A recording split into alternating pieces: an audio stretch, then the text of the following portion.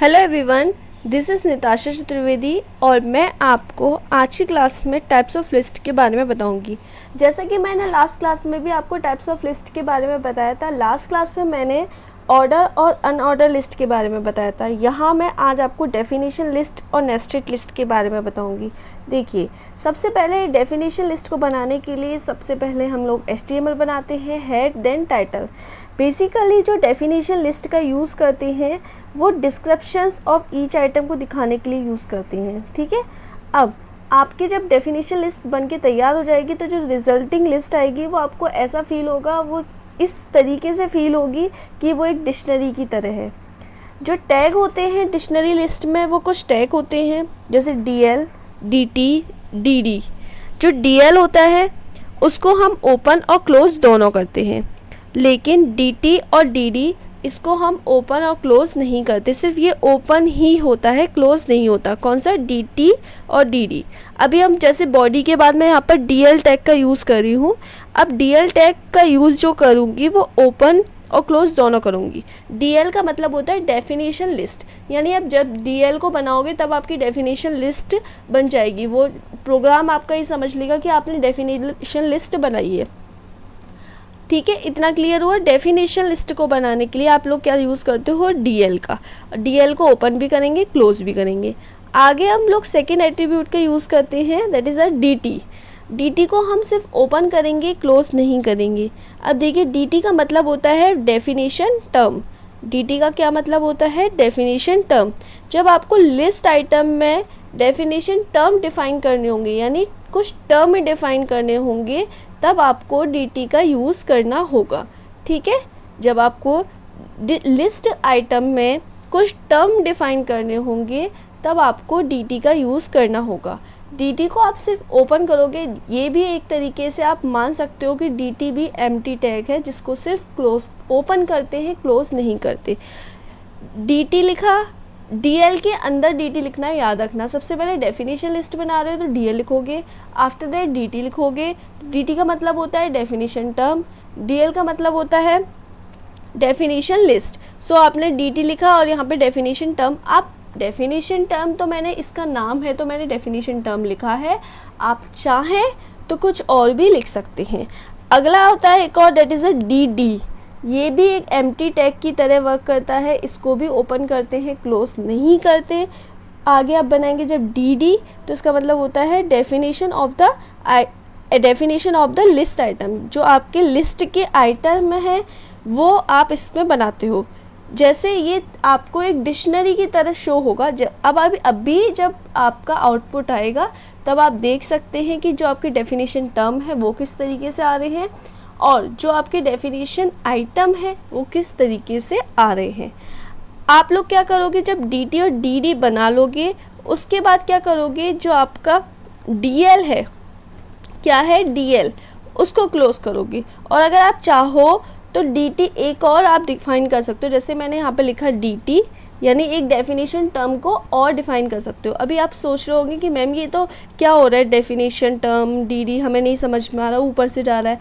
लेकिन अभी देखना, आपकी आउटपुट स्क्रीन आएगी तब आपको ये क्लियर हो जाएगा कि डेफिनेशन टर्म किस तरीके से आता है और DD किस तरीके से आता है, यानी डेफिनेशन आइटम किस तरीके से आता है।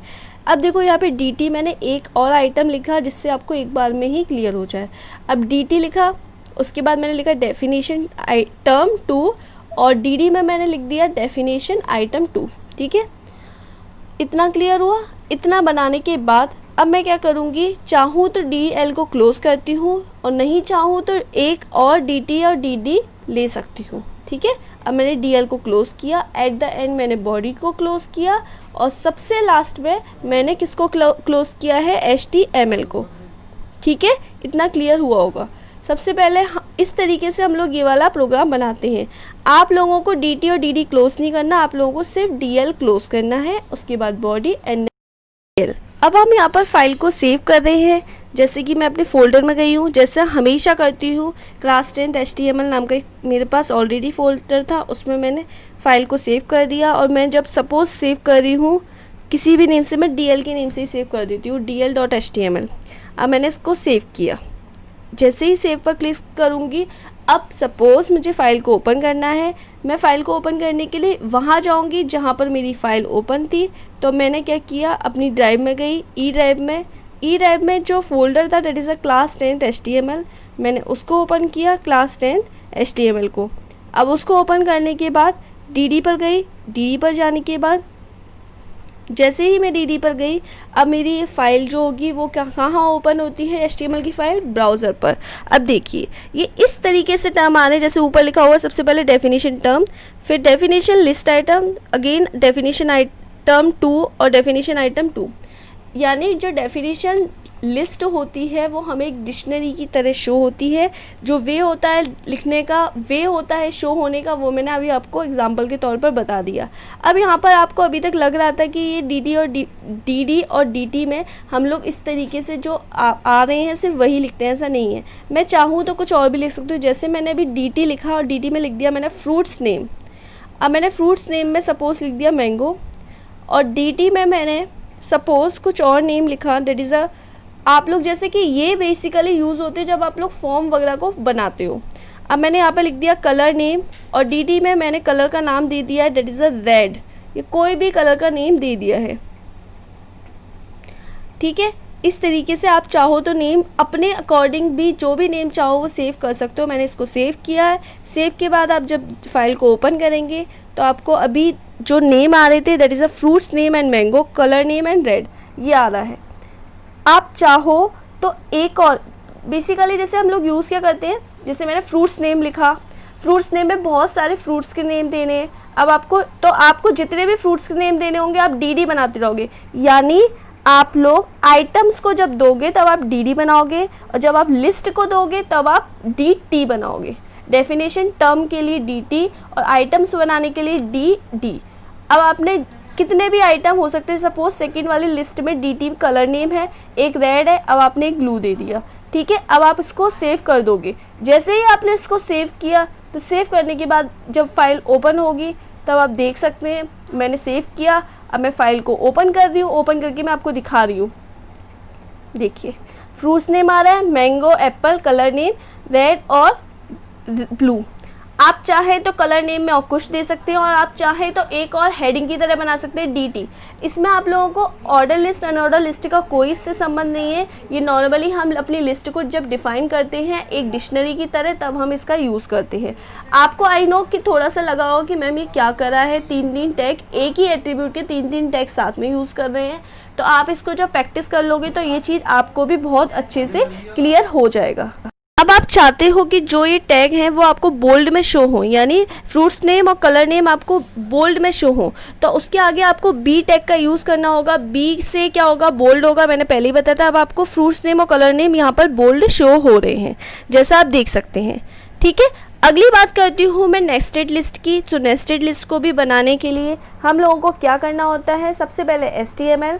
बेसिकली जो नेस्टेड लिस्ट है, याद रखिएगा, जो नेस्टेड लिस्ट है वो ऑर्डर अनऑर्डर लिस्ट वगैरह का जब कॉम्बिनेशन बना लेते हैं, यानी जब 2 या 2 से ज़्यादा लिस्ट कंबाइन हो जाती हैं तब एक नेस्टेड लिस्ट फॉर्म होती है। इसमें HTML हेड टाइटल, अब मैं टाइटल का नाम दे दिया सपोज नेस्टेड लिस्ट। टाइटल को क्लोज़ किया, टाइटल को क्लोज़ करने के बाद नेस्टेड लिस्ट को ड्रॉ करेंगे। उसके बाद हेड को क्लोज़ किया, देन बॉडी को ओपन करने के बाद हम लोग क्या बनाएंगे, नेस्टेड लिस्ट। बॉडी के बाद ही जितनी भी लिस्ट हैं, जितनी भी पैराग्राफ है, बाकी के जितना भी कुछ हम लोग करते हैं वो हम बॉडी के बाद ही करते हैं। सबसे पहले बॉडी टैग का बनाना बहुत ज़्यादा ज़रूरी है। तो बॉडी बनाया, बॉडी के बाद क्या बनाएंगे, नेस्टेड लिस्ट। तो नेस्टेड लिस्ट जैसा कि मैंने अभी बताया क्या होता है, 2 या 2 से ज़्यादा लिस्ट का कॉम्बिनेशन। अब सपोज जैसे मैंने यहाँ पर सबसे पहले यूएल ले लिया। यूएल का मतलब क्या होता है, अनऑर्डर लिस्ट। अनऑर्डर लिस्ट जैसे कि बुलेट, सर्कल, स्क्वायर, ये सब आते हैं। बाय डिफ़ॉल्ट क्या आता है, डिस्क आता है। बाय डिफ़ॉल्ट अनऑर्डर लिस्ट क्या आता है, अनऑर्डर लिस्ट में डिस्क आता है। अब जैसे लिस्ट 1 बनानी होती है तो मेरे को लिस्ट के लिए li टैग का यूज़ करना होता है।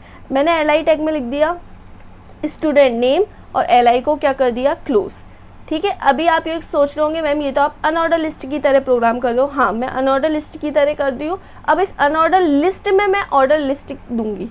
अनऑर्डर लिस्ट में मैं क्या दूंगी, ऑर्डर लिस्ट का यूज़ करूंगी। तो मैंने अनऑर्डर लिस्ट में ऑर्डर लिस्ट यूज़ किया है, तो मैंने क्या लिख दिया, OL टैग। अभी देखो आप UL को मैंने क्लोज नहीं किया, यानी जब UL को क्लोज करेंगे जब हमारी अनऑर्डर लिस्ट बिल्कुल ख़त्म हो जाएगी। अब मैंने UL को क्लोज करने से पहले LI टैग को ओपन कर लिया, यानी ऑर्डर लिस्ट बनाना स्टार्ट कर दिया। लिस्ट 1, ऑर्डर लिस्ट में जो लिस्ट 1 होगी दैट इज़ मैंने नाम दे दिया स्टूडेंट नेम में अदिति। आप कोई भी नाम दे सकते हैं, अदिति नेम मैंने दे दिया है, आप कोई भी नाम दे सकते हैं। LI टैग को क्लोज किया। अगेन मैंने एक और लिस्ट बनाई जिसमें मैंने नाम दे दिया आयुषी। आप कोई भी नाम दे सकते हैं, मैंने ये नहीं बोला आपको सेम नेम देना है। मेरे दिमाग में भी जो नेम आ रहा है मैं वो दे रही हूँ, आप चाहें तो कोई और भी नेम दे सकते हैं। मैंने LI को क्लोज़ किया। आप चाहो तो एक और लिस्ट बना लो, चाहो तो नहीं बनाओ, इतना 2 दिखा दो बस। लेकिन एग्ज़ाम में जितनी लिस्ट बोल रहा होगा आपको वही दिखानी होगी, नहीं बोल रहा होगा तो बाय डिफ़ॉल्ट आप 2 या 2 से ज़्यादा दिखा सकते हो। LI को मैंने अगेन बनाया और LI में मैंने लिख दिया प्राची। आप चाहो तो कुछ भी लिख सकते। अब यहाँ पर जैसे सपोज़ मैंने ये जो ऑर्डर लिस्ट है इस ऑर्डर लिस्ट को यहाँ पर क्लोज़ कर दिया। अब आप सोच रहे होंगे मैं अनऑर्डर लिस्ट को क्लोज़ करने वाली हूँ, लेकिन ऐसा नहीं है। अब मैंने अनऑर्डर लिस्ट का भी एक और टाइप दे दिया। देखो अनऑर्डर लिस्ट को ओपन किया था, अनऑर्डर लिस्ट में मैंने LI लिखा था, फिर मैंने OL लिखा, यानी पहले अनऑर्डर लिस्ट आएगी, उसके बाद आपका जो स्टूडेंट नेम है LI वाला वो आएगा। उसके बाद अभी अनऑर्डर लिस्ट मैंने बंद नहीं की तो मैं इसके अंदर LI एक और लिख सकती हूँ। मैं ये जो LI लिख रही हूँ वो अनऑर्डर लिस्ट का LI लिख रही हूँ, याद रखिएगा, ठीक है। जो मैं अब LI लिख रही हूँ वो अनऑर्डर लिस्ट का लिख रही हूँ LI। अब आप स्टूडेंट नेम के अलावा कुछ भी दे सकते हैं, जैसे मैंने यहाँ पे सपोज़ हॉबी दे दिया। हॉबी के बाद मैंने ये LI को क्लोज कर दिया, ठीक है। ओके, इतना समझ में आया। अब मैं सपोज़ इसके अंदर एक और ऑर्डर लिस्ट दे रही हूँ, तो मैंने OL बना लिया। अब OL के अंदर मैं LI लिखा और LI के अंदर मैं अगेन आपकी हॉबीज़ लिख रही हूँ, that is a dance. LI first में मैंने डांस लिखा, यानी लिस्ट 1 में डांस आएगा। लिस्ट 2 में सपोज़ मैं कुछ भी लिख देती हूँ, मैंने लिख दिया सिंगिंग। किसी की हॉबी सिंगिंग भी हो सकती है, किसी की डांस भी हो सकती है, तो मैंने LI को इधर क्लोज़ कर दिया। अब आप लोग लिस्ट 3 बनाना चाहे तो बना सकते हैं, नहीं बनाना चाहें तो नहीं बनाएं। आपने लिस्ट 3 बनाया तो लिस्ट 3 के लिए भी आप LI का यूज़ करोगे। LI के लिए सपोज़ मैंने किसी की हॉबी हो सकता है खेलना हो, तो मैंने प्लेइंग लिख दिया, तो प्लेइंग और LI को क्लोज़ कर दिया। अब यहाँ पर जो मैंने ऑर्डर लिस्ट बनाई थी मैं उसको क्लोज़ कर दूँगी। चाहूँ तो इसके अंदर एक और ऑर्डर लिस्ट बना सकती हूँ, लेकिन मैं अभी इसको क्लोज़ कर रही हूँ। मैंने OL लिस्ट को क्लोज़ किया और देखिए UL लिस्ट मैंने स्टार्ट तो की थी पर UL लिस्ट मैंने क्लोज़ नहीं की थी।